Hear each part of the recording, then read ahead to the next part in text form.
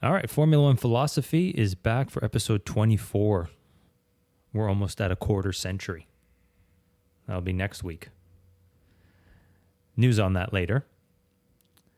But today we're here to talk about what we saw in Zandvoort.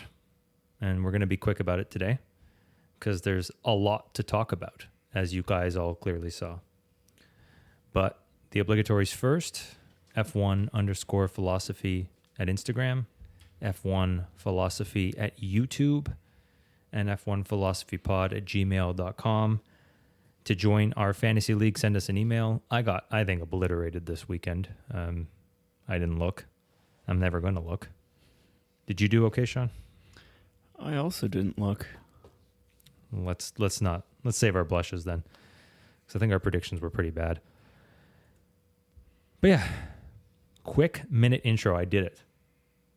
So let's get into it.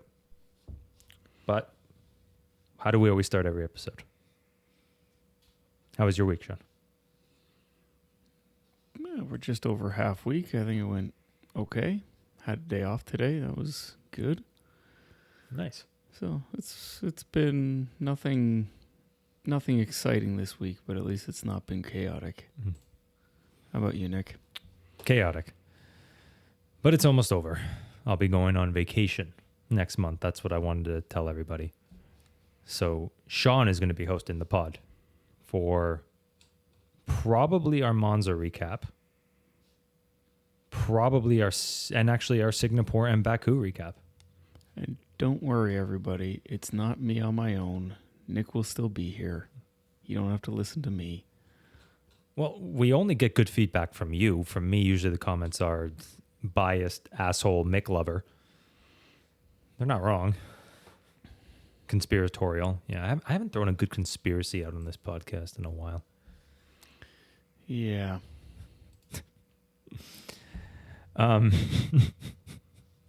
Anyway, yeah, Sean will be hosting, but I will still be calling in to talk about what I saw from far away from, I won't mention the country, but I will probably be up late and drinking a lot. So brace yourselves for my commentary on those days. Sounds like fun. Mm-hmm. Yeah, but that's, 3 races in September. So it's going to be a chaotic month, and with breaks. And then another 1 month break. They were saying that. And they're like, yeah, why did they do 2 summer breaks, or like a summer and a fall break this year? The scheduling was really weird. Because they could have condensed the 24 races a little bit better, I think. Yeah, but they've segregated the races into regions this year. And I think it just works out better from a timing standpoint if they do it this way. And scheduling, not all of them. Yeah, okay. Yeah. That makes sense. And they probably, like, as I'm saying that, they probably need. They could, the crew could all probably use an extra month. Yeah. Because this season ends, I think, December 14th. And the next season starts in Australia like March 3rd. Something stupid. It's tight, yeah. Yeah, we'll look that up eventually. Maybe do a a correction for next episode to see the starting day of the 2025 calendar. But yeah, we're already well over halfway through the 2024 F1 season. So, but anyways, I'm rambling. Zandvoort. What a fucking snooze fest, in my opinion. There were some moments. There was not a new winner, but Lando Norris finally pulled off a good win, and McLaren didn't fuck anything up dramatically. But yeah, I want to start off talking about the first and most obvious thing we should talk about, which is Lando Norris fucks up another start. Another one, yeah. And he made up for it by the end, obviously. Like lap 17, he takes it back and doesn't look back. But we'll maybe give him some leeway because Piastri had a tough start too. So my question to you is this just a genuine Lando fuck-up that he still hasn't ironed out, or is this more McLaren really needs to warm up their tires type of thing? I think it's a Lando thing. I mean, every driver has their own gimmicks. Alonso is known for making really good starts. for example, right? It's not uncommon for him to make up insane amounts of positions off the start. Maybe this is Lando's thing. He can't maintain or gain positions off of a start. Maybe. Yeah. Is it going to cost him some wins? Yeah, but clearly he can still pull it off. Well, it already cost him what, 2? Yep. Definitely China. Mm-hmm. And what was the other one? Hungary. Yeah. So yeah. That's not a crazy observation to make. So if he can iron that out in the rest of the season, he might have a chance at the title. Because the math is still technically there. There's 8 or 9 races left. It's going to be hard. There's 9 races left, and he's got to average 8 points. An 8-point differential on max every race. Yes, and that's going to be the difficult part. Because you need fastest lap and the win. Yes. With Max second, assuming Max comes second. Right. Which all the evidence is that that's probably going to happen if Max doesn't win from this point forward. But you have to look at it also that we've had 7 different winners this year. Mercedes has won 3 of the last 5. So it's not guaranteed that Lando's going to be winning. Mm-hmm. And Monza doesn't exactly favor the McLaren. I don't know. The McLaren looked pretty fast. But they're usually good, with high downforce and, high downforce tracks. This is a low downforce, put your engine balls to the wall. They're not necessarily known for their engines. Right, which puts it in that case in Mercedes' hands. Which 5 years ago, they would have definitely won this. Yeah. But now it's a toss-up. Right, but Mercedes is arguably the better engine, which McLaren is using. Who's got the slipperiest car? It's going to be Williams. They're going to have the highest top speeds. They typically do. The Alpine has looked pretty quick. At least top line speed. We saw that in Spa. That doesn't mean that they're going to go anywhere. It is a high-speed track, but you still do need to make some very tight corners. So yeah, we'll get more into Monza later. But yeah, I brought us off topic as usual. After the start, after Lando overtaking Max lap 17, was there really much more that we can really squeeze out of Zandvoort? There were a couple good passes. There's some really good racing that did happen, but it was few and far between. We had 4 wide on the main straight passing Kevin Magnussen, who is absolutely just a pylon at this point. Oh, it's bad. I don't know why he's even bothering. We're going to talk about this more in a bit, but with all the mid-season drop rumors, with all the people that could potentially, like Sergio Perez could still easily be replaced. Daniel Ricciardo could still easily be replaced. How is he not mentioned for someone who could be replaced mid-season? Because it's expensive to replace drivers mid-season. And Haas doesn't have the money. Unless, with that whole crap that's going on with their trailers, Nikita Mazepin makes another appearance. And I know we talked about this last week that it's never going to happen. But isn't it Eurocali that's keeping them hostage, sort of, right now? Or is it the Dutch government? No, it's Eurocali because they sued Haas in a Dutch court for money owed in the contract. And a car. Apparently that was part of the contract, that Eurocali got one of their 2018 or 2019 cars. This seems so childish. It's like 2 people at a negotiating table, and looks like they've ironed it out, and they finally come together. And the guy's like, "Okay, wait. I also want your old Mazda that's sitting in the driveway." That's what it sounds like to me. It's like 2 guys, that sounds like a dick measuring contest shit. A little bit. I found it interesting, though, that Haas can't pay Eurocali directly. They have to pay them through shell companies. Might not be the right word, but that's the word I'll use. Shell companies in Kazakhstan and somewhere else because of the sanctions on funds moving from the U.S. to Russia. So Uralkali knowingly sued them, locked them up, so to say, knowing that it's going to be almost impossible to get paid. No, and the articles make it pretty clear that this setup is, the way the setup is arranged is perfectly fine because it's happening through the EU and there's no issue. It's just the money. Haas is an American-owned company, so they can't pay Uralkali directly. They've got to reroute it through different companies to do that. That doesn't seem to be what the holdup was. It legitimately seems like Haas didn't want to pay. Could you blame him at this point? They caused them nothing but problems, it seems. Have you looked into Gene Haas's background at all? No, I haven't. He spent time in prison for financial crimes. So the fact that they don't want to pay is not surprising to me. But this is what you get. You know, I say that they caused them nothing but problems. They also saved the company. Uralkali. Like, you'd think there'd be some good blood in that sense. They'd be like, okay, you know what? You were there for me when I was down. But no, I guess not. I guess Gene defaulted to prison Gene. I mean, the relationship went pretty sour because they jumped to cut ties with Uralkali very quickly. Steiner did that, yeah. Without really even attempting to see where it would go. Not that they necessarily should have seen where it would go. I think they're probably better off now having made those decisions.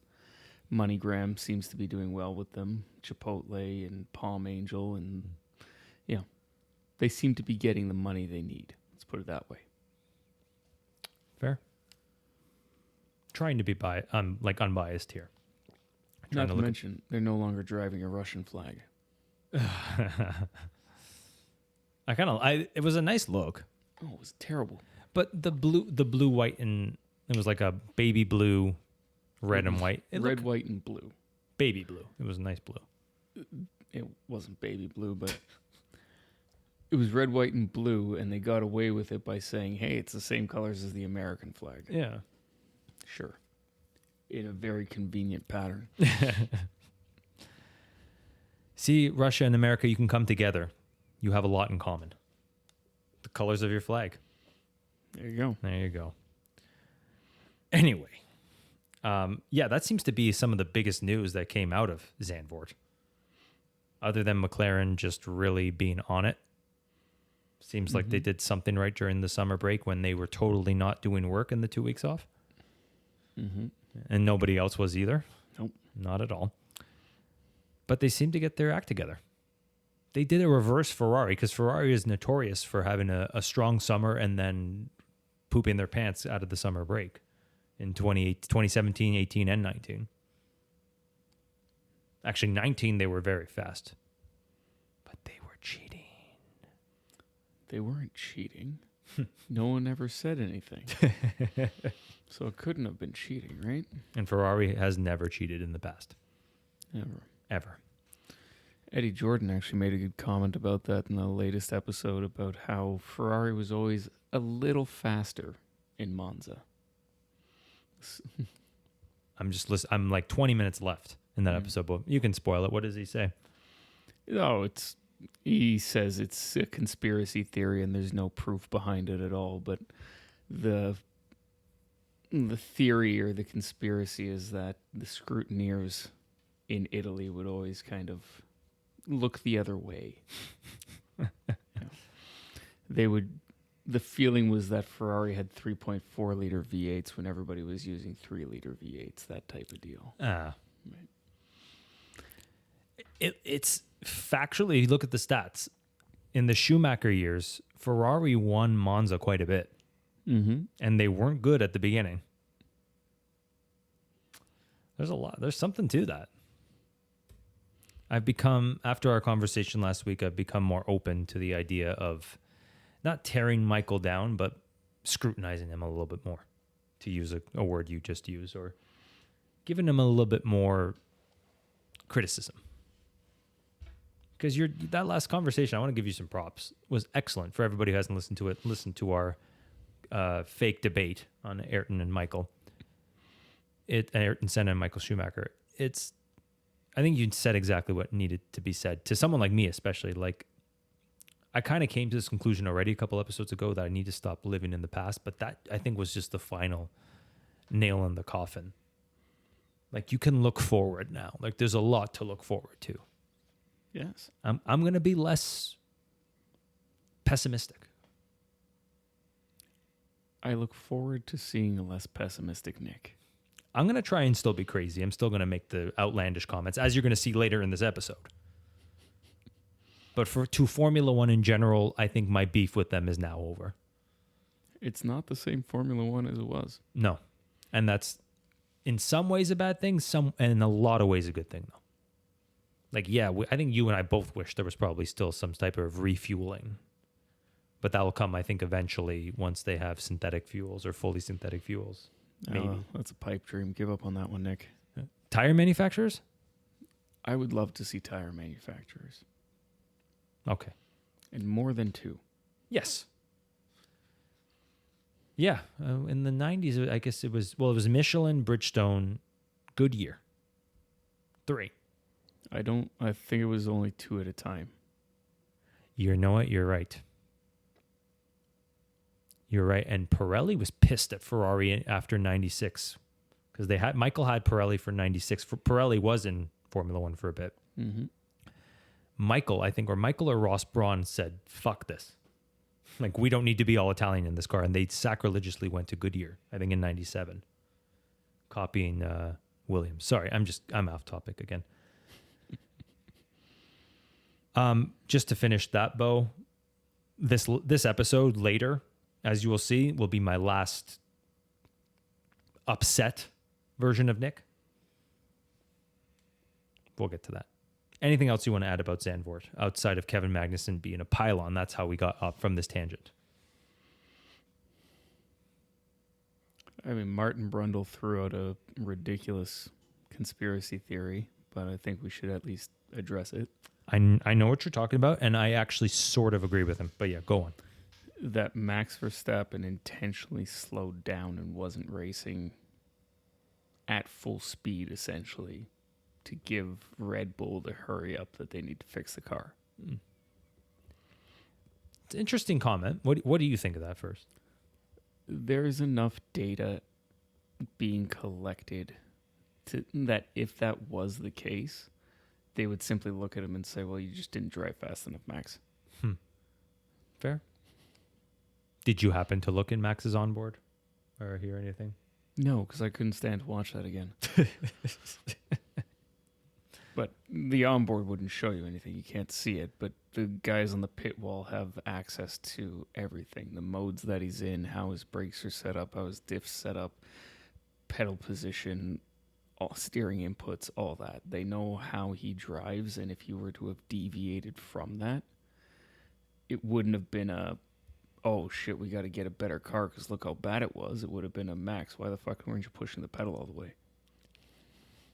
Here's why. They didn't say that. To be fair to your point, they might have just had a bad setup this weekend. They might have just fucked up. But here's why I think Brundle may be onto something for the wrong reasons. I don't think Max did that for Red Bull. I think he kind of said it to Norris. It was his wink to Norris, like, hey, you're the favorite now. Let's see how you handle the rest of the season. Like, you're that much better. No one's going to expect anything from me now. But what's going to happen with you when you're the main guy? Interesting. Because you're right. Why isn't Red Bull coming out and saying, hey, we were actually pretty good? Like, there's nothing to worry about. Unless Max said to them, hold off. Let's let him have this one. Save our engine a little bit. Right? Like, because weren't you saying earlier in the season they were having issues with keeping their engines? Yeah. The Honda engine isn't as bulletproof as it necessarily could be. They're already down on their allocation, so that could be part of it as well. That it's not Max driving slowly. It's that the whole team acknowledges that they can't turn it up as much. Mm-hmm. So it could very well be that, because we know that Mercedes engine is pretty bulletproof. It's been a long time since we've seen Mercedes engines blowing up. Wow, that's such a good point. When? Yeah, because like 2021, they didn't have any reliability issues. And I'm sure at some point we can look at a customer team of Mercedes broke down at this race, but it's not a systemic thing. It's not like the Ferraris where we see them literally explode. The Haas, it's like they save all the bad components for Haas. Mm-hmm. Well, there was that race in Baku a couple years ago where, what was it, 4 of 6 or 5 of 6 Ferraris went out? Yeah, Bottas, Zoe, Magnussen, and Leclerc. Oh, boy. Yeah. So it could be that McLaren is using Mercedes and they can push that engine faster, harder, longer. And Honda is pulling in the reins a bit to say, okay, guys, if you don't want to be taking 25 place grid penalties again, you got to dial it back. Because those 25 place grid penalties with Max starting from the back, especially with races like Singapore coming up, that's a race that will give McLaren and Norris the ability to pull out large margins. Harder, faster, longer, and pull out large margins. Sean, you have got to work on your phrasing, on your rants. I'm just saying. But you're absolutely right. And we said it, 2 episodes ago? Qualifying is super important now. Yes. So if you're going to throw that away because of your engine, that's on you now. And Red Bull can't afford that. No, and even look at it like if Red Bull were to need to take an engine penalty at Singapore, for example, even if they get that car dialed in and Max gets pole, he's going to end up at the back of the grid. Oh, so the second one is is 25. No, it depends on which parts you take, but it's one of these. If you're going to take one, you may as well take as many as you can to not have to take them later in the race or later in the season. Knowing what we know now, they probably should have done that at Spa. But hindsight is 2020. Well, he did take penalties earlier. When was that? Did he? I don't remember that because I know he took a 10 in Spa. He took 10 in Spa? Yeah. That might be what I was thinking of then. He should. Yeah, that's what I'm saying. He should have done it all in Spa because you're not going to win anyways. But you can definitely charge to the field in Spa. Yeah. Yeah. But yeah, I'll say this about Brundle. Wrong conclusion, right conspiracy, though. I don't think he's saying anything to Red Bull. He can say whatever he wants to Red Bull. He practically runs the team. But maybe he was giving it a nod to Norris. Like, it's on you now. I'll step back. Yeah, I don't know. I don't know that he would do that because Max hates dealing with the press. And all this is going to do is get more questions thrown at Max. Fair. Yeah, but they're probably every week, like if Norris wins, they're probably going to still ask him, like, what do you think about the title fight? What do you think about the title fight? And he's not going to want to talk about it. Yeah. So, like as I'm saying, it's either way he's fucked with the press. Oh, absolutely. But you're saying he wouldn't add extra pressure on himself. Yeah, he wouldn't necessarily want to bring any more attention to himself that makes him sit there and answer what he deems as stupid questions. Which is everything. Right. His father, I think, would have killed for the press attention when he was a driver. Well, why do you think he won't shut the fuck up now? He probably... Can we start the conspiracy that he lit himself on fire in San Marino 94? Was it San Marino 94? Yeah. No, Germany 94.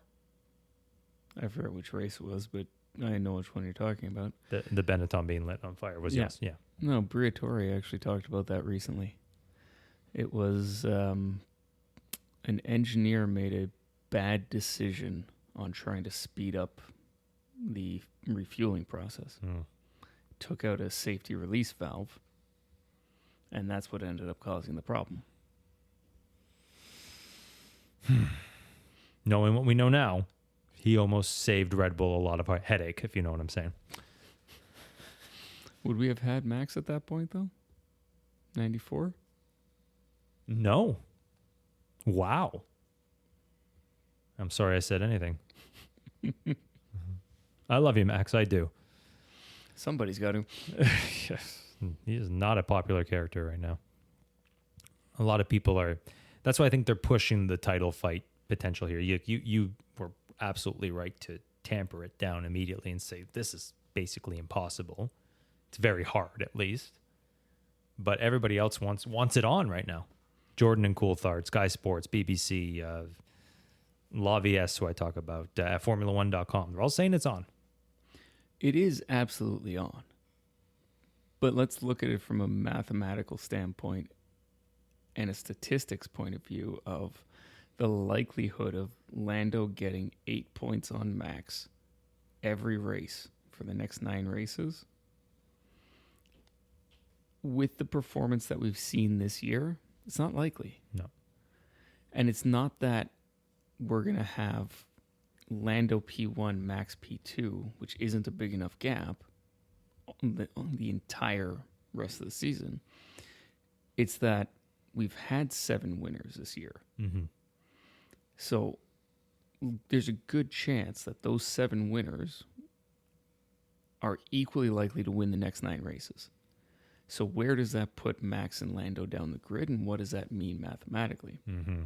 If Lando gets a DNF and Max wins, it's over. more or less. But opposite condition, where Max DNFs and Lando wins, the title fight's on. That's fair. It's highly unlikely. I don't think Max has. Max has DNF once this season. And like we said from last year, that's a 100% increase. Yeah. So he's already allocated his DNF, is what I'm getting at. Can always get worse. It could. I didn't think they would get this bad at any point this year. Let's be a little realistic. This bad. He came in second. No, I'm not talking about his performance. I'm saying at no point did I ever think he would have he wouldn't win 5 races in a row. But this is the convergence. This is what we've been talking about in F1. You know, Max has been dominant in this era, but they have been getting closer and closer, and this is the convergence of everybody approaching the front. I don't necessarily think it's Red Bull moving back into the pack. I think it's literally everybody else is moving up, with the exception of Sauber. And I was going to say, and Checo. Well, yeah. And I bring that up to say there could still be an 8th winner this year. Could. We still have Baku. And Mexico. Mm-hmm. And heartbreak is always followed by an outstanding performance. And he had some heartbreak last year. Oh, his own doing, but... I like your snide remarks. They always make me laugh. Do you remember the move? Yeah, he shouldn't have done it at all. Never going to work. Never. And if he actually slowed down just a little bit, he would have had Leclerc's DRS into like the fast straightaway. Yeah, very silly. Yeah. And I imagine at that point, Max would have let him through. Oh, no. No, Max would not let him through. If they actually, yeah, you're right. He would have. That would have been fun. That would have been a fun team radio. If let Checo win his home Grand Prix, I'm good. No. Want to see how fast I can go? Yeah, I'll take the extra point just for good measure. Yeah, we're at 30 minutes. I think that's probably all we really need to say about Zandvoort. Or do you have anything else? No, that's it. Yeah. Replace Zandvoort with Rwanda. There's a Rwanda Grand Prix potential? Yeah, that's the latest news out of trying to get a Grand Prix in Africa. Yeah, South Africa's had the infrastructure. Yeah, but I don't think they can realistically afford it based on what some of the conversation has been. There's at least no... There are people in South Africa that want it to happen, but there's no real push, or the government of South Africa doesn't see the benefit in putting up the money that's needed. And actually, if you replace Zandvoort, because Zandvoort was last driven in the 80s, and I think South Africa, same thing. If you replace one formerly decent 80s Grand Prix with another, it might just be another snooze fest. Could be. I mean, it could also be a giant success. So, I would be intrigued with Rwanda. Could you and I know where we've mentioned how old we are before, but could you imagine when we were 6, 7? I guess it was. The troubles down there happened when we were young. But remember growing up how amazing South Africa was and how hopeless Rwanda was? And in 30 years, Rwanda is like the place to be now. Like there's a Visit Rwanda in every Premier League stadium. Right now, they're pushing for more soccer players. They're pushing for more advertisement. It's an amazing turnaround in Rwanda. yeah. So yeah, I will be your spokesperson, Rwanda, for a new Grand Prix. I'm sure you'll get a call tomorrow asking for you not to do that. Okay, how about you sponsor this podcast then, and we'll quietly sneak your name in to every discussion. Max Verstappen, P1 pole position, Rwanda, Visit Rwanda. Max Verstappen, yeah. See? Completely inconspicuous, subconscious, subliminal. All right. Yeah, well, I'm getting fired. Anyways, 2 big news pieces of the week. First, Jack Doohan, since we last talked, it was actually the next day after we talked, Yeah. was announced Alpine.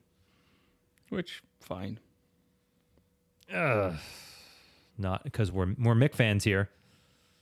It's not fine. It's also going along. It's this crappy door that Oliver Bierman has opened, where other team principals are like, well, if they're signing someone who didn't win F2 or has no business being in F2 and no business being in F1, I might as well hire my own version of that. Now, I would rate Jack Doohan higher than Behrman at this point. But it does seem like a bit of an overreaction to the lack of rookies. Exactly. And we said it earlier in the season that it's a shame there are no rookies, and I stand by that. We want rookies on the grid. But we've swung too far. Exactly. I was just about to say the exact same thing, so I'm glad we're on the same wavelength. We wanted new rookies, but we wanted the rookies that earned it, like Vesti or Pourchaire or Drugovich, the ones who won F2. You know what I mean? Like, have you seen Pourchaire's record since he left? Yeah, he was definitely the lowest of those that I just listed. But Drugovich hasn't raced in 2 years. But he won F2 by the biggest margin. Sure. I'm just saying, like, if you hire anyone, hire the ones that won it. Or who was the one who... It was Vesti last year, or was it... Vesti came second.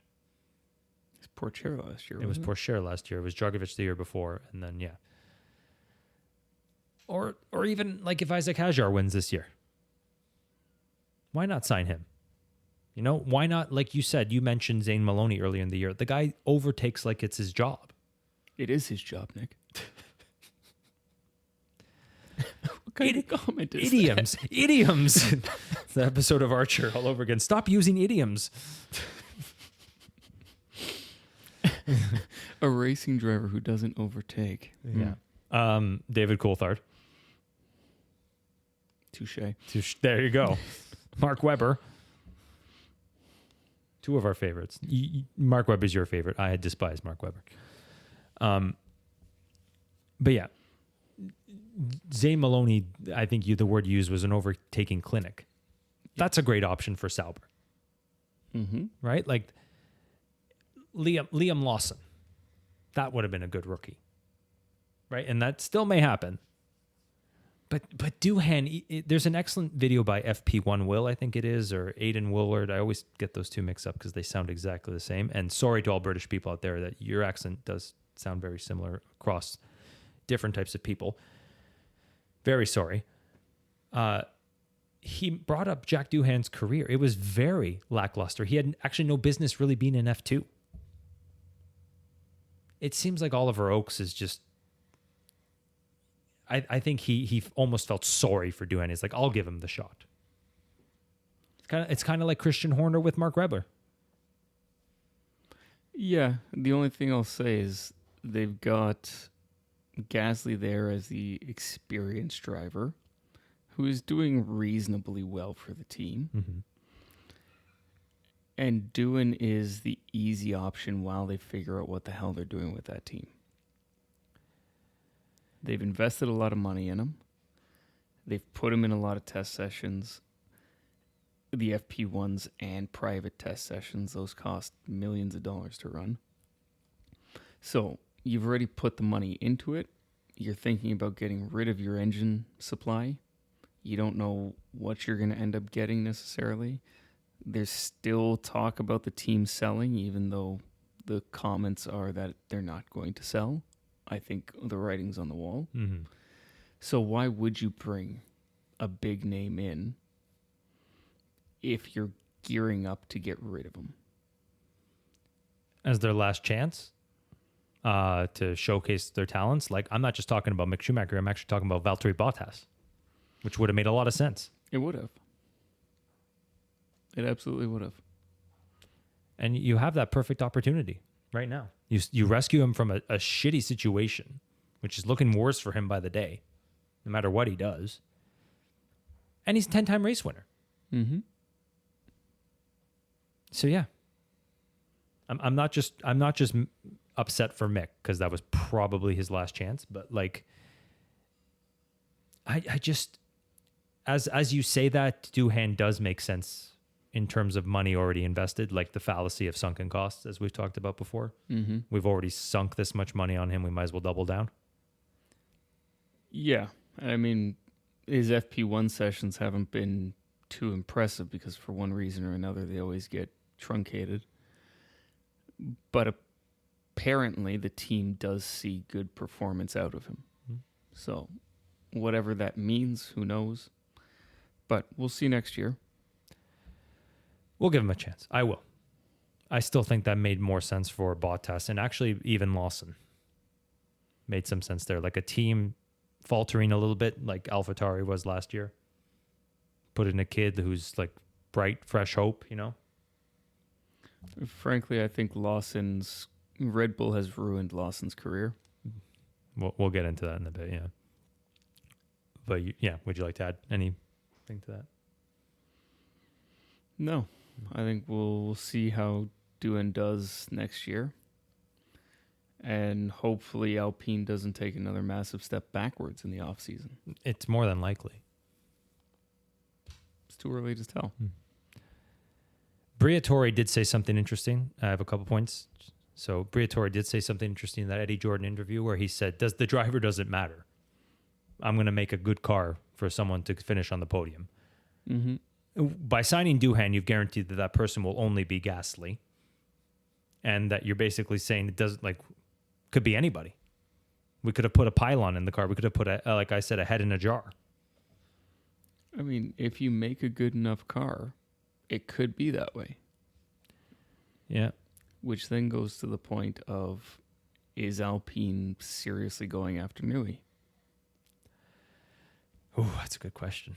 I listened to that part of the interview you're talking about too with Jordan and Coulthard. Mm-hmm. Jordan did allude to something you've been banging the door on all year, that it sounds more likely, like it's still in the air, that he might just retire. Why not? You're right. I'm just saying. Yeah, nobody else is saying that but you. Everybody's like, oh, it's Aston Martin, it's Ferrari, it's Alpine, it's Williams. The man is retirement age. He has his own race cars. He builds his own cars. Let him enjoy his free time. He's got plenty to keep him busy if he wants. I don't see why it would be so shocking if he just retired. And like you said, or just start a consulting firm. Hire engineers to do all the heavy lifting, all the drawings. This is Newey Incorporated or something. That's too much work in itself. Like, Literally, he's got a new yacht. He's got his own collection of cars. If he wants to go racing, he'll go racing. Why would he? Like, why is it so? What's the word I'm looking for?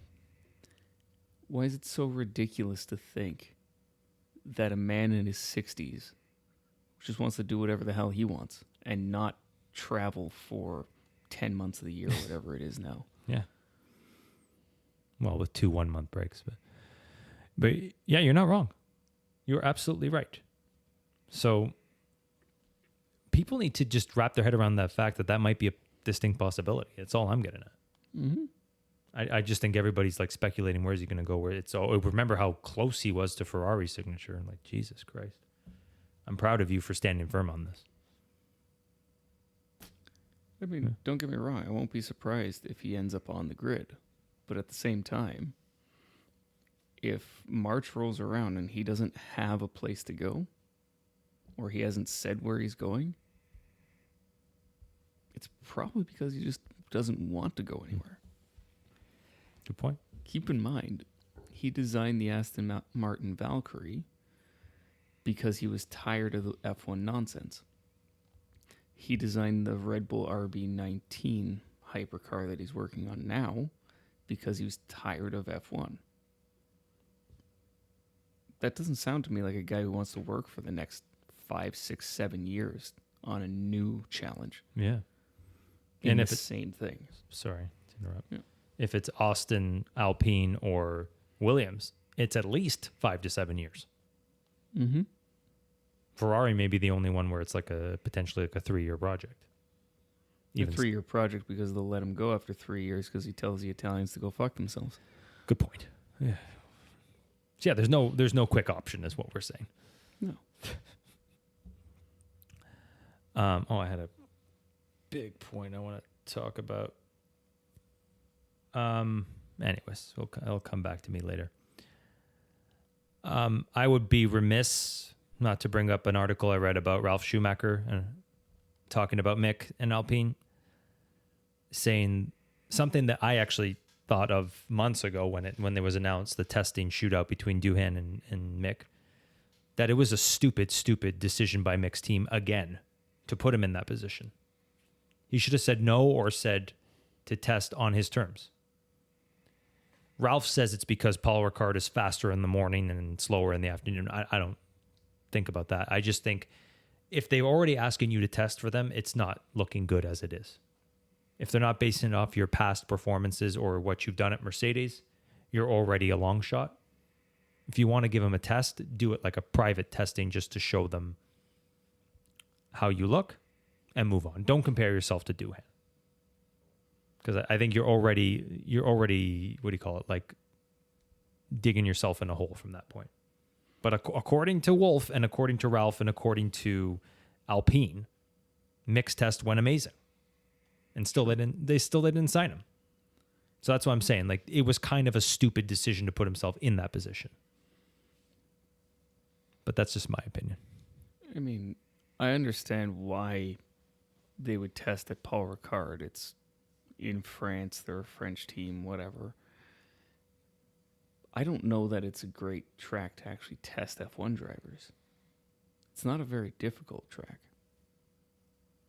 It's flat. There's almost no elevation change.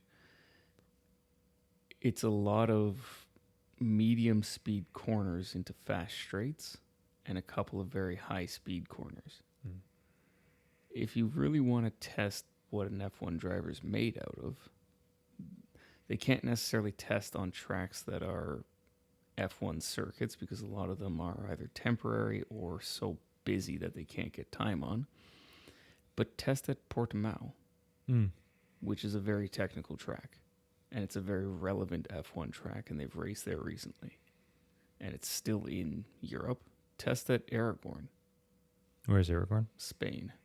Or even Catalonia, if possible, which is the ultimate test in place. Yeah. So that's... all those tracks would be better at showing off what a driver is capable of than Paul Ricard, which is basically a parking lot with painted lines. And weird painted lines, too. Like, it could change 5 different ways. Yeah. Yeah. Or no, is that Magny-Cours I'm thinking of? Yeah, They haven't raced at Magny-Cours in a long time. long time.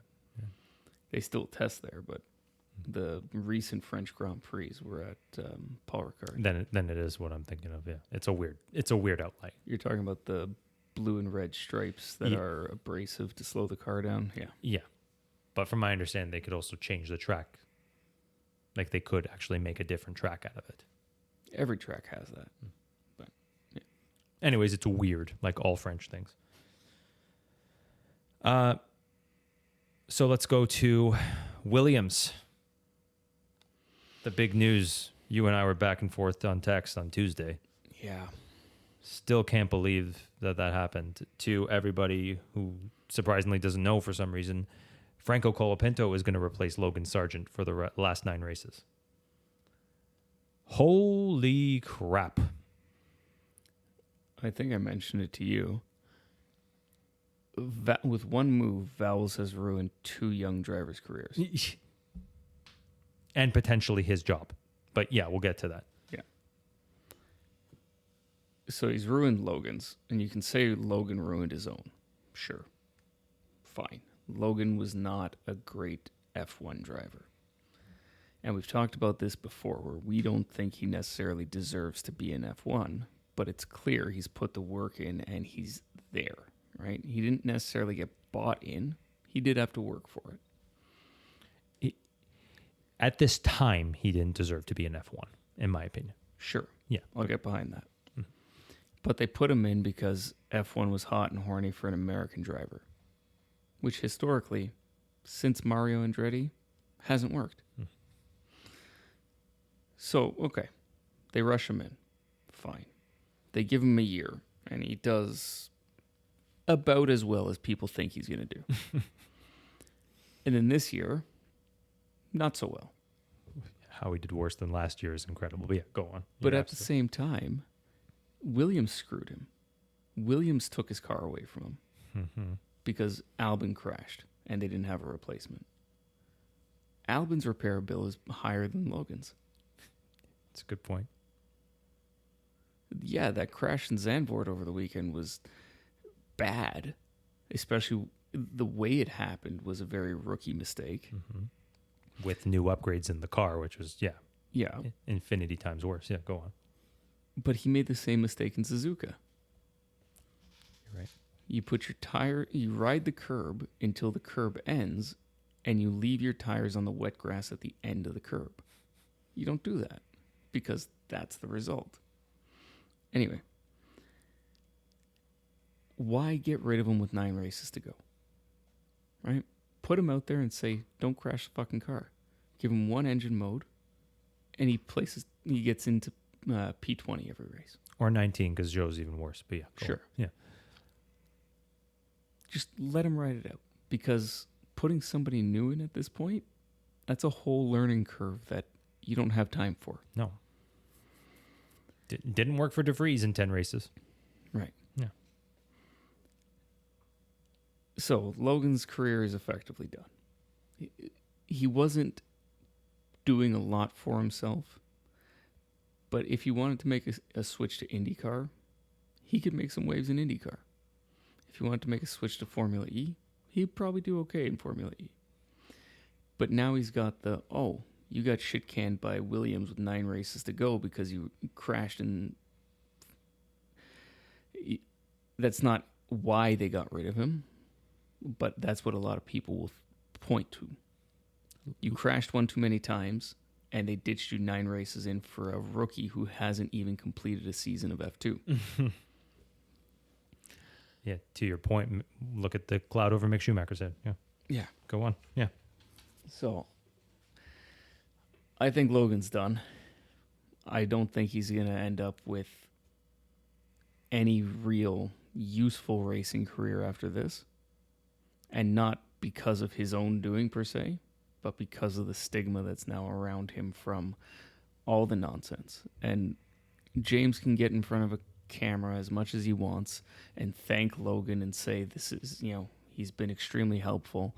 We can all read between the lines. You didn't want him there. It's not what you say, it's what you do, Yes. James. And you and I talked about it as soon as he did what he did in Australia. He ruined his career then. Yes. That was the biggest mistake James ever made. If you actually believed in Logan, you should have dropped him that race, or if you didn't believe in him. You shouldn't have given him the second year. Yes. If you saw potential in him, yeah, he did have some decent qualifying, I guess, in Vegas. A few times he got like 12th, 11th the first year. You didn't hire him, Capito did. You had, like you said, a perfect opportunity to offload him after 1 year. Hey, sorry, you still have a decent reputation. There is always what could have been. Maybe someone else will give you an opportunity in the future, or, like you said, IndyCar. But he effectively sewered Logan then. And then on top of that, this public courting of Carlos Sainz was awful from a Logan perspective. I'm not a Logan fan, but from a Logan perspective, that is awful for a team principal to do. And just to sum it all up, Australia, Albon crashes. You give Albon Logan's car and Logan has to sit out. Right there, everybody knew he wasn't getting a drive next year. Yep. Then you spend the next half season talking about how hot and horny you are for Carlos Sainz. Yep. There was never any doubt that Logan wasn't getting a drive next year. Exactly. But all of this in the public eye, how do you think that makes the fucking kid feel? What do you think that does to his motivation for the year? Exactly. Any potential he did have is gone out the window now. Yeah. And like I said, it's not what you say, it's what you do. You may have said all this time, oh, we're giving Logan a chance. Oh, he can still earn his spot. But like you're saying, no, in the public eye, you are doing things that are saying goodbye, Logan. Out of one side of his mouth, he's saying, oh, Logan still has a chance to earn his spot. Oh, yeah, Carlos Sainz, I want him. Yeah. I want Carlos Sainz. I could still want Valtteri Bottas. I would happily take Kimi Antonelli. Remember all those names were thrown at him? Mm-hmm. Yeah. So if you don't want Logan, drop him then. Or like you said, don't sign him before the season. You summed it up perfectly. He ruined 2 careers. And like I said, he may have ruined his own career. Like, he is a horrible team principal. Now, I think you and I are the only ones that have shone a light on how many bad decisions he's made this year. And I'll give you one more. Albon was disqualified from qualifying because the floor was too wide. I'm sorry. We are 2/3 of the way through the season on 3-year-old regulations. And you don't have the controls in place to make sure the fucking upgrade is in spec? Yeah. Too wide. The floor is too wide. That hasn't changed. How the fuck do you get there? Does he oversee that sort of thing? Yeah, like, you're right. He should totally not have missed that. Well, this is... Where does the accountability stop? It stops at the team principal. No, he doesn't oversee the design of the floor. But he's got to put everything in place to make sure the team under him does shit properly. And that is an absolute failure from the top down. It's unthinkable from an engineering standpoint that you've built this car, you've built last year's car, you've built the car before to roughly the same rule set. And you fuck up the width of the floor. That's a great point. That is one of the most basic requirements. They give you an envelope. Like, they keep as much as possible open so that you can play with the details inside the envelope. The envelope doesn't change. Why do you think you can violate the envelope and get away with it? It's basic shit that never happened under Capito, I think is what you're trying to say. It never happened under Claire Williams, as far as I know. I can't think of a time that they were disqualified for such a simple mistake. Yeah. You not to direct the conversation anyway in his way. This is another total lackey though. Yes. With a major fuck up. Well, James was a strategist. Okay, so what is he doing running a team? I think you nailed it in your text. You texted me and you said, just put him a CEO somewhere. Put him as a figurehead. Let him talk to the media. Get him the fuck away from engineering. Get him the fuck away from the racing team. Yeah, get him away from the team. Get him away from anywhere where he can directly impact day-to-day operations. Because I will add even another one. You brought up Albon's bill being bigger than Logan's this year. We are not anti-Albon in any way. However, to sign him for 5 years, I think was a little juvenile. It was a big mistake. Because a lot can change in 5 years, and we don't know how good the upside is for Albon yet. 2 to 3 years at a time. I said it when this happens. 2 to 3 years at a time makes more sense than 5. Because a lot can change, and you could become a lot better, and Alex could now hold you back. Yeah. But at the same time, it's asinine when you look at the way F1 was before and the way most racing series are, frankly. No racing driver, as far as I'm aware, outside of F1, has contracts that long. Yeah, you're right. Yeah, for the most of F1 history, it was 2 years max. You were lucky to get a year. Yeah, at some points. Yeah, Jordan, I think early on was like signing per race. Yeah, because like he would go through 6-7 drivers a year.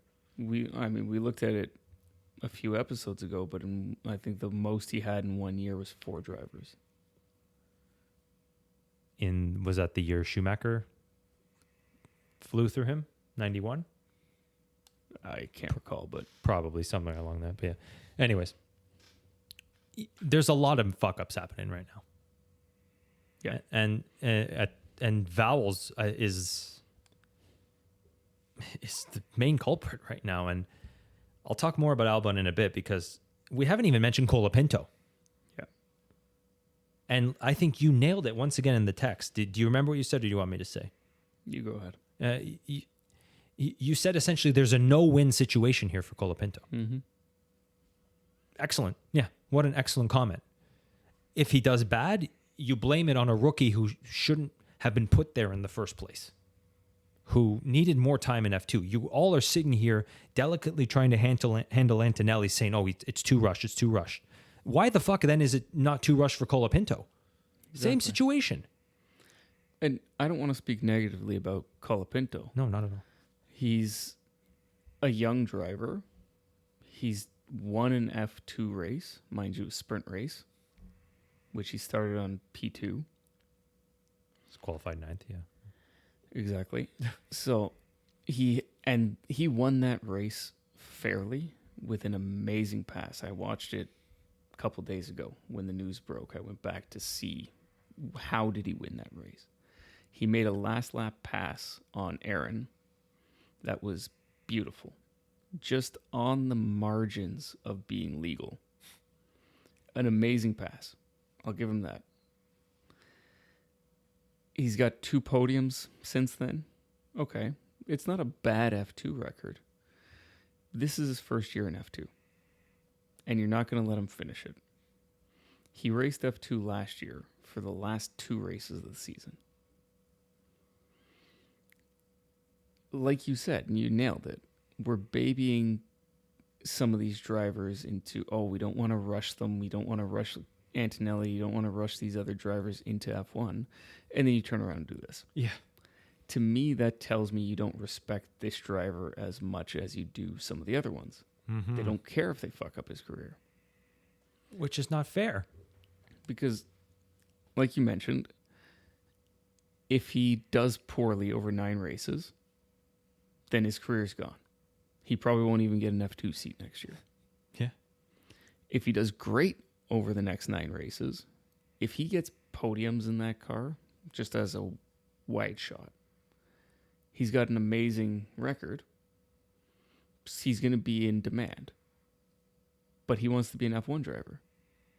Who's going to take him? Yeah. He doesn't have a seat at Williams. Nope. You're absolutely right. You think Toto's going to take him? Put him in the Mercedes next to George? Maybe. Well, so he's going to... The assumption is that he gets into that Williams and scores at least 1 podium. Would Toto take him and put him in the Mercedes? I don't think so. I think like you said a couple weeks ago, his mind's made up on what he wants. Does Audi take him? Maybe, but then he's definitely screwed. And he has no future anyways. Those are the only seats left. Exactly. He has a no-win situation here. Yeah. And go on. Sorry, he's a young guy, and he wants to be an F1 driver, so he's not going to say no. I was about to say the exact same thing. I'm glad you said that. Yeah. He's not going to say no when James Vowles comes to him and says, hey, do you want a seat? Yeah, here's your dream that you've been trying to achieve for the past 20 years. No, never mind. I'm good. Yeah, you're right. He's never going to say no. No. It could be the only chance he gets to sit in an F1 car, realistically. And if that's his calculus, yeah, you have to take that with both hands. But I imagine all drivers are going to want to bet on themselves. Absolutely. So from his perspective, it's almost like he should have said no, but what do you do? And why would Vowles put him in this position? When you have Mick Schumacher, when you have Liam Lawson. Yes. Let's talk about that, because you brought up De Vries at the beginning of this year. And you said, why the hell did Red Bull take De Vries when De Vries made more sense at the Williams? As a Mercedes reserve driver, you're working with those engines. You know exactly what to do when you get in that car, like De Vries did at Monza. Mick's in the exact same situation. Mm-hmm. It made complete sense. The reason I don't think they signed him, I think it was spite. I think I'm not going to do the last therapy about Mick Schumacher anymore, because I think it's pretty clear F1 and the team principals do not want the Schumacher name anywhere near Formula One. It's okay to have a famous father in the case of Jack Doohan or Oliver Bierman, ridiculously when they said his father was like British GP5 stock car racer. It's invaluable experiments for Oliver Bierman. How come it's okay to have a famous father then, but not in this instance? If you don't like the father, if you don't want the father anywhere near Formula One. I harp on the old rule changes from 2005. They wanted Schumacher gone then. They never liked him then. He was his own man. He had his own club. He wasn't bought and paid for by anybody, but like every other driver is. He had his own brand. He was the Schumacher brand. He wasn't Formula One. Yeah, that's your take on it, and it's tried and true Nick. Yes. I told you, this is my last craziness in any episode. I think the issue is not that they don't like Michael. It's that they don't want to trade on Mick Schumacher, assuming he's going to be Michael based on a name. He's never going to be Michael. Right. But he's talented. Sorry, go on. No, and you're getting there. He is talented, but he's not Michael, and they don't want to have the Schumacher name associated with him, pumping him up to be something he's not. Because in my opinion, he will have his own brand. He will not need anybody. Like, I think that's what Steiner hated about him. He even said it in an interview. Mick would crash and he'd be like, it's okay, I'll just get back out there, instead of understanding the severity of the situation. Steiner didn't like that he couldn't control him. I think all of F1 thinks that way. They can't control him. They know he has more star power than any of them. They know he's one of the most popular drivers, and he's not even in F1. I think that bugs them. It might, but we are here where we are. I think it's hopeless. I think like if this perfect situation for Mick doesn't happen, he's done. He's never coming back to F1. I give up. I give up trying to fight for him. What should we fight for instead? What did we say we should try and fight for earlier in this episode? I'll give up on Mick, and then one of the new goals of this podcast could be, what did we say? I'm going to edit this out because I totally forgot. Anyways, I give up on fighting for Mick. I do. I like now if he goes to Sauber, he's basically in the same situation as he was at Haas in 2021. A team that's really bad, that's not developing. It's going to be really slow next year in the hopes that it'll be good in 26. And if he makes one fuck up in 2026, he gets the whole reputation all over again. So he has no good options now. And Vowles basically said, I'd rather ruin some kid's career from F2 who I believe nothing in, who I believe has no potential, than for the kid that makes perfect sense. And just to get off Mick, I actually think Lawson made more sense. Absolutely. And I don't know why they didn't push for that. And this is why I think Red Bull has effectively killed Lawson's career. I think they're pushing to get Lawson in wherever they can, but they refuse to accept anything but what they believe he's worth. Right? He is their driver. So without getting rid of his contract, they get to set the price.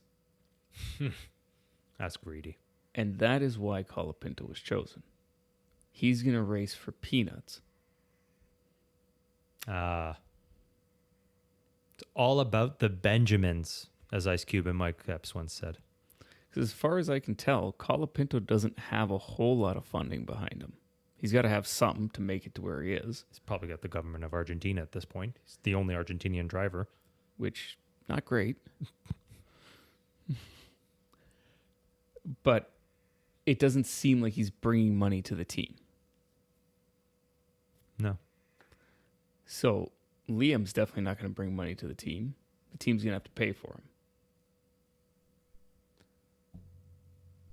That's fucking greedy of Red Bull if that's the case. And there was also talk too, we don't want to give a point score to a team that could affect our sister team. Like if Lawson catches fire at that Williams, they might catch AlphaTauri or VCarb. Mm-hmm. And that's a fair point. Sure. But if you don't know what the fuck's going on with Daniel Ricciardo and Sergio Perez, don't lose this kid. But still, it comes back to vowels. That should have been your number one goal, no matter what the cost. Now, Vowles doesn't really have much to stand on with Lawson because it's 9 races. Right? If it was for a seat next year, what would have been the best move was to find a way to get Lawson out of his Red Bull contract. Didn't they only have like a few days to do that? Wasn't that the issue? Like there was just too quick of a time period, like for what? To get Lawson out of his Red Bull contract. But yeah, when? That's what I'm saying. I think there was a deadline. But you're saying this is still hypothetical. Okay, I see what you're saying. They've spent the entire year trying to get Carlos Sainz, right? If Lawson was a viable option for them, it's the same thing we talked about with Max to Mercedes. There's always a way to get out of a contract. It may not be a way that you want to take, but there's always a way. So, if you wanted Liam Lawson, the best way to do it is to not rent him from Red Bull effectively, but to convince him that Red Bull is no longer in his best interest. And I would argue that they aren't. No. Because he's been sitting around for 2 years, not doing a whole lot, with no real commitment. And the latest interviews with Christian Horner suggest that he doesn't even like Lawson as an alternative. Yeah, I told you that the testing that apparently, they were unimpressed. They were unimpressed. And he had an interview with Natalie Pinkham. Oh, yeah. Where she was asking about Sergio Perez and why did you give him the option? And he kind of just blew up and went, well, who would you put in the seat? You have an entire fucking academy of young drivers waiting to get into that seat. And you've just told all of them they're not worth it. That is a completely fair question for a reporter to ask. Yes. They're not only are they not worth it, they can't compare to a guy who regularly places 10 spots away from his teammate. Yeah. And is 35 years old, getting older. Yeah. That's Red bad. Bull doesn't want Liam there.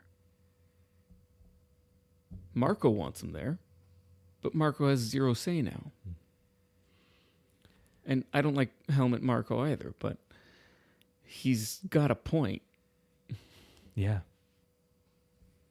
At the minimum, like what makes a lot of sense for the last 9 races, even if you say, okay, the reason Williams doesn't want Liam is because Red Bull is going to do it next, is going to make a mid-season switch and put Daniel in that Red Bull and then Liam in the VCarb. If that's the case, Yeah, but like you're saying, it's now doesn't seem very likely. But also, I'll put it out there that making switches mid-season is an unnecessary cost in a cost cap league. Because those costs, the marketing costs, the all the race gear, right? His suits, his shoes, his gloves, all that. It all adds up. And I guarantee you it's at least a couple $1 million to change everything mid-season. Yeah. And that's not an exemption. That goes against the cost cap. So why would your plan be to change drivers mid-season? Yeah. So from Horner's standpoint, yeah, this is why we're not doing it. But you're right. This is now another Vowels problem with money they don't exactly have, which or could be put to wind tunnel time, which they have ample of, and catering too. It always messes up with catering. The point I think we're trying to make is every way you slice it, it was a bad decision, and the one who's getting fucked the most, besides Sargeant, is Colapinto. Yes. And for nothing. To make a statement, for Vowels to make a statement that he maybe should have made earlier in the season. I don't know. It would have almost been more beneficial to run one car all year. It's what he said he wanted to do in Australia. It's basically the decision he made. Yeah, I'm happy with just one car. God damn. Before we end, or we talk about Monza just for a bit. What happens if Colapinto is better than Albon? I'm not talking from. We already talked about what that means from Colapinto's standpoint. What does that mean from Albon's standpoint? It could happen. He's only gotten 4 points this year, and I know some of it was because of unlucky situations like Sainz decimating him in Canada. And this Zandvoort thing was not his fault either. Probably would have scored points. What happens if Colapinto finishes 8th and Albon finishes 10th this week in Monza? Then you're going to have people scrambling to get him into a seat that doesn't exist. Yeah, I'm saying still more from Albon. Like, what does this mean for Albon? Like, did Vowels bet on the wrong horse this whole time? I don't think so. There are going to be drivers that are better than Albon. And I think Albon is great, and I think that team is where he belongs and where he can actually do some good. But, let's just say you were to take Kimi Antonelli and put him next to Albon. There's a chance that he's better. Colapinto, I don't know. I don't see it. Sure, No, there I is a don't either. chance. What happens in that case? Nothing. Because Colapinto is screwed. He's got 9 races in F1. And that will be his career. Longer than Lawson, but not long enough to matter. And you were saying something about he can't go back to F2, or he still can, even if he races these 9 races. No, I think he can go back. So, yeah. I guess you take an opportunity with both hands, but shame on Williams for being upset with a young rookie driver that was rushed into Formula One that didn't necessarily, like, this is another thing about Sargeant. Sargeant wanted to go to IndyCar first. That was his original plan. He was foisted in by Williams. And Colapinto's in the same situation. Foisted in, probably wanted to finish a season or 2 in F2. Probably make a name for himself the right way. And now if he crashes at all, he's fucked. Yep. One crash and his career's over. Yep. And just one more thing on the Logan side. Like, he was hired by Capito, but he never raced for Capito. Yeah. Vowels came in and did nothing to help the kid. No. Yeah, this is worse than what Steiner did to Schumacher. And again, Nick and I don't think that Logan deserved to be in F1 at this point in time. No. We're not trying to justify Logan's career, but we have to be fair in the sense that he didn't get what he needed to succeed, regardless of what James sits in front of a camera and talks about. If he tells me the sky is blue next week, I'm gonna be like, oh, it must be raining. Like, you can't trust a word that comes out this guy's mouth. And yeah, Logan was 6th place in F1. We've talked about before. The non-winners of F2 don't fare well. The best we've seen in the last little while is Norris, who was 3rd. But that was Albon, him, and George. Mm-hmm. Which is a strong lineup. Which is a very strong lineup. So 3rd in that is not the worst and you could have had maybe a worse car that year. You could have maybe overachieved that 3rd, which I imagine Norris did. So Logan shouldn't have been put in this situation. And I honestly, I really hope he has a good IndyCar career or something. But like you said, I think there's the writings on the wall that he might be done. Yeah. 2 more things before we go. If Albon, a former Red Bull driver, was such a good thing for you, Lawson would have been just as good. Mm-hmm. That's just a comment. You don't have to add to that if you don't want to. I think we've already hashed it out. Yeah, I agree. It's a shame. Yep.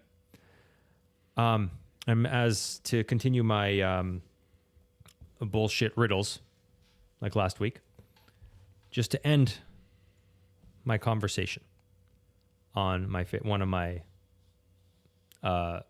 banes, or I guess what do you call it, the goals of this podcast. I'm going to list a career here.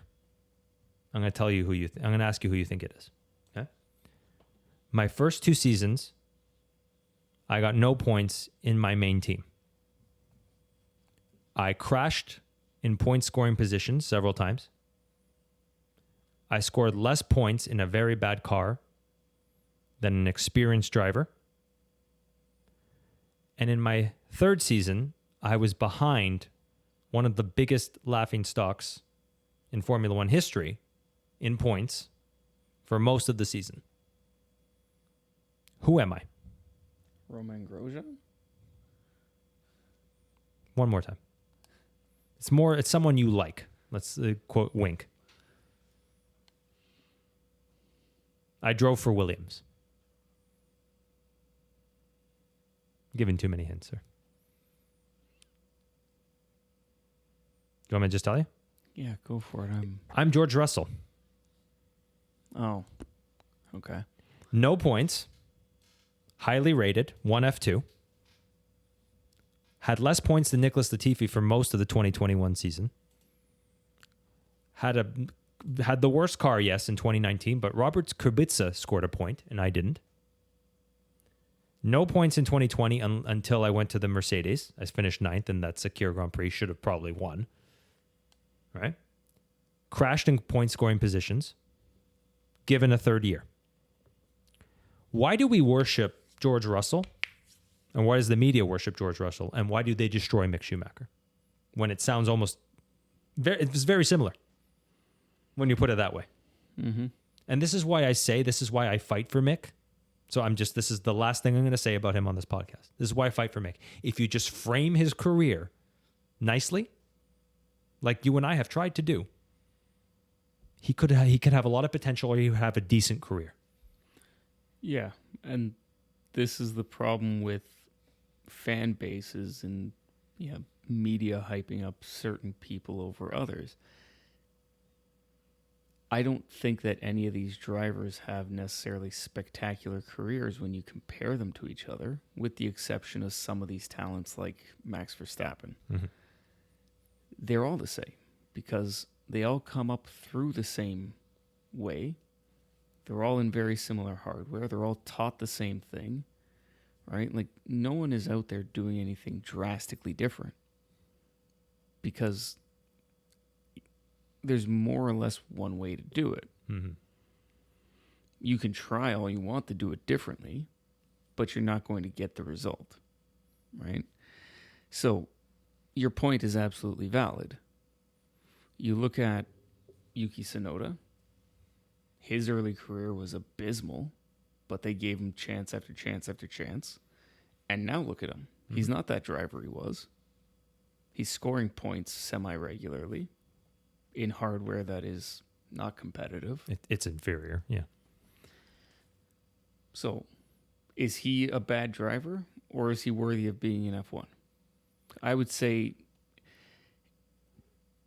give him a chance in a good car like we did with George Russell, like we did with other people. He may have done the exact same thing. Mm-hmm. So we shouldn't be getting tied up in the hype of one driver is a potential champion, or we believe that he's got the potential to go there. They all do. Mm-hmm. Right? And that's why I say I don't want to shit on Colapinto. My comments are strictly that he doesn't have a career because they haven't given him one. No, right? You and I are rooting for Colapinto. We're pissed at Vowles. Yeah. But to the point, is Colapinto capable of doing good? Absolutely, if he's given the chance to do it. But they're going to throw him in for 9 races, and good or bad, he's not going to go anywhere. And then it will look like he's not worthy of it. Mm-hmm. It's a bad car. It's a really bad car. Right. Yeah. Nick DeVries. Amazing initial performance in a low drag car at a low drag circuit with the best engine. Mm-hmm. You put him in a mid-pack car with not the fastest engine and a newly designed car that he's never driven before, and you give him 10 races and you kick him out. And don't support him the entire 10 races. If he had stayed in that Williams, would he have been the next George Russell? Would he have been the next Lando Norris? Maybe. They sure thought he was. Remember, what did Buxton say? The real deal, right? Yeah. He could have. He was a champion everywhere else he went. Yeah. You're absolutely right. That's just the point I'm trying to make. I'm saying the media, for bad and for good, like, will support certain drivers that, like, you and I don't think much of Russell. And I think Mick would have been Ralph, quite frankly. I think his career would have been Ralph's career. Yeah, where he could have had some success, but not necessarily as much as Michael's. Exactly. But because Steiner had the media, and because Steiner didn't like him, we got nothing but the bad. And ever since Steiner has been fired, every Haas engineer's come out, oh, Mick had gave us good information. We liked him. Toast wanted him. Capito wanted him. They all got blocked by Steiner and Ferrari just so they could sewer him. So this was a screw job in the bad way instead of a pump up in the good way like it was for George Russell when, like you just said very perfectly, it all could have been the same. Mm-hmm. So that's why I feel for Mick. That's why I fought for Mick, but it's so fucking hopeless now. So I quit. You said this in this basement 2 years ago at the Brazilian Grand Prix. Poor kid, it's over. Gone is the Schumacher name. Unfortunately, you are right. I concede 2 years later. Yeah. One last thing. I swear to God. F1 treated Jan Magnussen and Jos Verstappen's son better than Michael's son. Yep. Jan Magnussen's son was given every fucking chance, even though everybody hated him and he crashed a lot early on. That's sad, F1. Mm-hmm. I'll give you that one. Anyways, Kevin's almost done, so you take the good with the bad then. All right. Monza, you want to do a quick top 5, what we think is going to happen, or you have anything you want to mention that you think is going to happen this week? Well, we already have news out of Monza this week. Go on. Every week before cars go out on track, they've run the safety car down the track. And today, Burt Mylander absolutely buried the safety car in the barriers at Parabolica. God. If you can find the video online, it's a good one to watch because you can see it coming right down straight at you. And he gets a high-speed wobble on turn-in and just absolutely eats it. Rest in peace, Burt Mylander. It does add some perspective, though, to how fast that safety car is. Because you see them going full tilt with all these F1 cars stacked up behind them raring to go, it's like 40% speed for an F1 car, but that is top speed on a high-performance sports car. And seeing it wipe out on its own like that just shows you how fast these guys are actually going in safe, quote-unquote, safe conditions. Maybe there is something to this track being too fast. I would disagree. It's a fast corner. We'll see what the new safe F1 does in the future. I'm excited to see what happens. Yeah. Well, the DRS zone got longer this year. Oh, wow. 10 meters or something like that? The main straight? Yes. So Valtteri Bottas will hit 380 kilometers an hour then. I mean, no, but He still has the record, right? It was 378 or something? 372, I think. Oh, that was in Baku, too. That wasn't at Monza. Yeah. Okay. But that's fast. That's really fucking fast. Yeah. That's how many G, even just in the straightaway. That's got to be a few G. Like No. pushing on you. It's probably around 1.5. It's not. It's enough. You'll feel it, but it's not anything like cornering. No. Like I think Parabolica, as they're entering that or as they're rounding it at full speed, it's something like 5G. Ooh. Basically sideways into the neck. That's probably why they only do 53 laps. That has to do with the length of the lap, but Well, it's not necessarily that long. I think it's a minute 20 lap. right. Yeah, so that's what I'm saying. Longer than Zandvoort. That's longer than Monaco. That's longer than a lot. So Zandvoort was 110, I think, or something like that. Monaco is this year they were doing 116 for fuck's sake. So I'm saying it's like maybe 5 seconds more. So Monaco is like 70 laps, Zandvoort 70 laps, Monza's 53. It's significantly less. sure. Ultimately, they're aiming for a 2-hour race. Or kilometer length, yeah. Yeah. A given kilometer length. So, anyway. It'll Breaking be a news. fun one. Monza always is fun. It's always interesting, yeah. The curse. The curse was broken last year, right? The winner didn't crash out the next year because Max won 22 and then won 23. No, I wasn't even aware that was a thing. Leclerc won 2019, crashed 2020. Gasly won 2020, crashed out 2021. Daniel won 2021, crashed out 2022. Max won 2022, didn't crash 2023. Interesting, eh? There you go. But maybe he does. And like we said, brings out a whole new title fight. If Max DNFs, Constructors is only 34 points. McLaren is definitely going to catch them. What if Max DNFs into Norris? Awesome. I think if this keeps up, that's definitely going to happen. Singapore. What is that? That becomes then 10 points per race that he's got to get. Yes. But as I'm saying, I think it's definitely happened in one of these next 9 races. Mm-hmm. Singapore, maybe Brazil, especially if it gets tight by Brazil. Mm-hmm. Baku. Could happen. Could. Anyways, shall we give a top 5? By the way, let's recap our top 5. I forgot who I picked in Zandvoort, and I just want to rip this Band-Aid off right now. What did I say for 5? 4, 3, and 2, and 1. 5 was Sainz, so you got that one. Nice. Then you said Lando, 4. Boo. Lewis, Boo. Oscar, and Max. 1 So of you got 5. one. I got 1. I said 5 was Leclerc. No. Sainz was 4. Lando 3. Lewis 2. Max 1.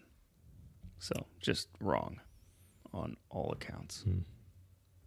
Yeah, we did not see that coming. We did not see Mercedes taking a giant dump. Yeah, that was hard. And what the fuck was with pitting Russell when they didn't need to? Gave Perez a free 6th. Yeah, I didn't even catch that. That's how boring that race was. Russell could have gone the rest of the race, I think, and then they just pitted him, I think, to try and get fastest lap, which he never got. They were afraid of being underweight again. Ah, I'm just speculating, but that's could be. Who did I say for 10? you said Hulkenberg. 11, Yep. but Alonso ultimately was 10. It was Alonso 10. I said Yuki, which, boy, was I wrong. He had a bad weekend, Yeah, he did. but Yuki came alive the last 6 races of last season, so I'm intrigued to see what he does now. Yep. We both, our wild cards were way out there.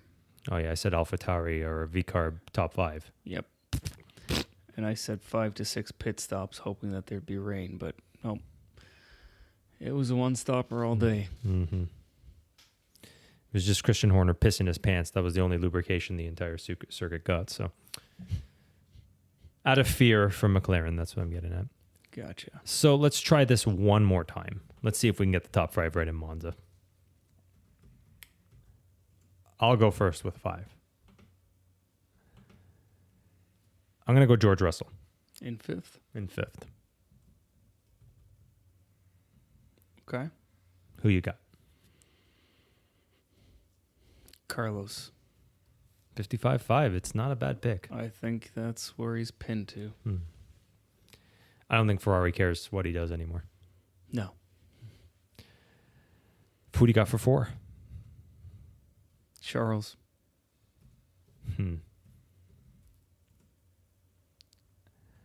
You know what? That's a really good pick. I'm going to do the same. But 3, I'm going Sainz. Okay. I'm going to say Checo for this. Wow, I like that. Because he has come back stronger. Zandvoort wasn't great, but he at least didn't drop down the pack. And qualified in the top 10. Yeah. Good job, Checo. I think he did pretty good in Monza last year, too. I think he was 2. Yeah. So that's interesting. Yeah, that's not... So I'm going to say Checo 2. I'm going to... Or Checo 3. Checo 3, yeah, and then sorry. Who you got for 2? Piastri. Interesting. I'm going to go Lewis, too. I'm going to rely on that Mercedes engine this weekend. And then I'm going to run it back. I'm going to run it back Max as 1.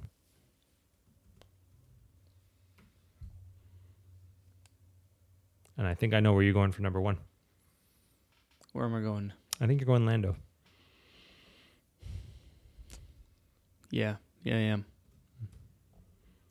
So my prediction has Lando hitting his target. Max DNFs. No, not even. Just Max not in the top 5. Something tells me he's hurting. The curse or he's hurting, yeah. Either one. I'm going to live and die by Max because I had a feeling you were going with McLaren. So I'll be the contrarian. All right. My 10. Let's hit it off with a bang. Let's say Colapinto. That's what I was going to do, you prick. Sorry. I'm sorry. If it's ever going to happen, it's this one. Yeah. What's your outlier? I'm going to say Alex. I'm going to say Alex. Okay. So we both have a Williams. They have typically done well here because they do have a low drag car. This year, that's not the case. But I think they'll do okay. My outlier was more for Alex. A Williams in the top 5. As long as their floor is in spec. I think they're definitely, one of them is getting to Q3, that's for sure. Probably. What do you got as the outlier? I don't know. I am genuinely at a loss here. Max DNF. No. I'm just going to go with something really generic. No Mercedes in the top 10. Wow. I actually have a good one for you if you want to hold off. Surprise winner.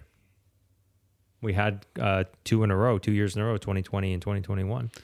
Yeah, it is the track where we get surprises like Vettel, like Gasly. That's a freebie if you want it. No, I got a better one. Aston on the podium. Fuck off. This is never happening again. Stroll on the podium. Yeah, okay, now I'm into it. Nikita Mazepin, surprise appearance on the podium. But not in the car. Oh, I hope it happens. I really do. Now that I'm done with Mick, I just really want to root for Nikita Mazepin. That's my new thing. So bad. I know. That's the point. Now that I'm not pushing someone with talent, I have to push someone without talent. Nikita Mazepin. Anyways, anything else you want to talk about before we call it a night? I'm sure there was something, but I can't think of it right now. We'll try and sneak it in before I go away. Hopefully we can sneak an episode. If not, we'll just have to save it for when I call in. There you go. F1_philosophy at Instagram. Keep liking our stories. F1 Philosophy at YouTube. Keep subscribing, watching our videos, our shorts. We love everyone you like. And F1philosophypod at gmail.com to join the Fantasy League. Producer Gatsby, I think, is going to take over my Fantasy League while I'm gone. And I think, Sean, if he sits in my chair, I swear to God, I'm lighting it on fire. It's a high stool. I don't know how he's going to get up there, Nick. He's learning. He's very smart. No. We're pretty sure he has a brainstem injury. Oh, is that real? Is this real talk right now? It's speculation, but I think that's why he's never really been so bright since he was born.